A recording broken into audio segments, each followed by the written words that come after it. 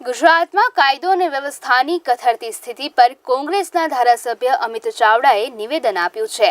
તેમણે કહ્યું છે કે ગૃહ રાજ્યમંત્રીના પોતાના વિસ્તારમાં જ ક્રાઇમ થઈ રહ્યા છે। સુરતમાં રોજ એક મહિલા પર બળાત્કાર થાય છે અને રોજ એક અપહરણ અને છેતરપિંડીના બનાવો બની રહ્યા છે। જ્યારે તેમણે વધુમાં કહ્યું કે ગુજરાતમાં દારૂબંધી જાણે મજાક બની ગઈ છે। ખુલ્લેઆમ દારૂ વેચાઈ રહ્યો છે। સરકાર રાજ્યમાં દારૂ વેચવાના પરવાના વધારી રહી છે અને દારૂબંધી ધીમી ગતિએ दूर करवा तरफ आगळ वधी रही है। सूरत शहर जिल्लो ने नवसारी जे गृह राज्यमंत्रीनो पोतानो विस्तार है, प्रदेश भाजपना अध्यक्षनो पोतानो मत क्षेत्र है। ये विस्तार में रोज एक महिला पर बलात्कार थाय छे, रोज एक महिला पर अत्याचार थाय छे, रोजनी 7 जेटली चोरीओ थाय छे, रोजनु एक अपहरण करवामां आवे छे અને રોજ 2 છેતરપિંડીના ગુના નોંધાય છે।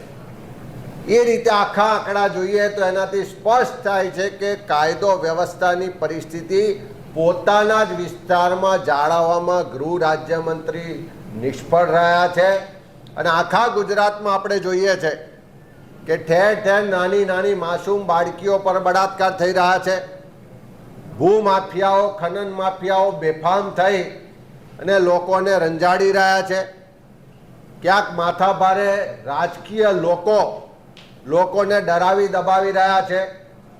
અમદાવાદ હોય, સુરત હોય, રાજકોટ હોય, બેફામ રીતે ગુંડાઓ, બુટલેગરો, અસામાજિક તત્વો રસ્તા પર લાકડીઓ, તલવારો, હથિયારો લઈ અને તોડફોડ કરતા, લોકોને ડરાવતા દબાવતા આપણે રોજ જોઈ રહ્યા છે।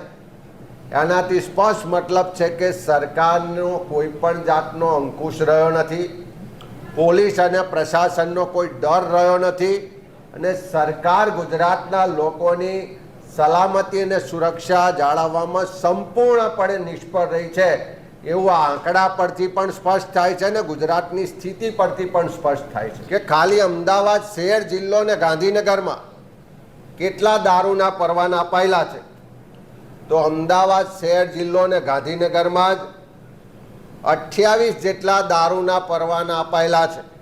એટલે અલગ અલગ હોટલોમાં દિવસે સરકાર દારૂના પરવાના વધારતી જાય છે। એના કારણે પણ દારૂ પીવાવાળાની સંખ્યા વધે છે, દારૂ વેચાવાની પણ સંખ્યા વધે છે અને એના કારણે કાયદો વ્યવસ્થાની પરિસ્થિતિ પણ કથળે છે।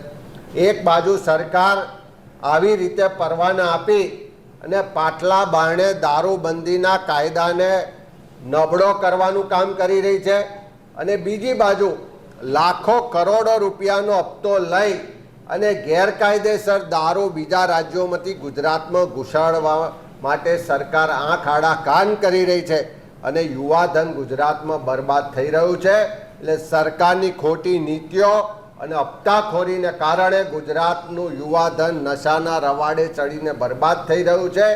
નાની ઉંમરે આપણી બહેનો, દીકરીઓ વિધવા થઈ રહી છે અને એની પાછળનું એકમાત્ર જો કારણ હોય તો સરકારની ખોટી નીતિઓ અને હપ્તાખોરીની નીતિ જવાબદાર છે।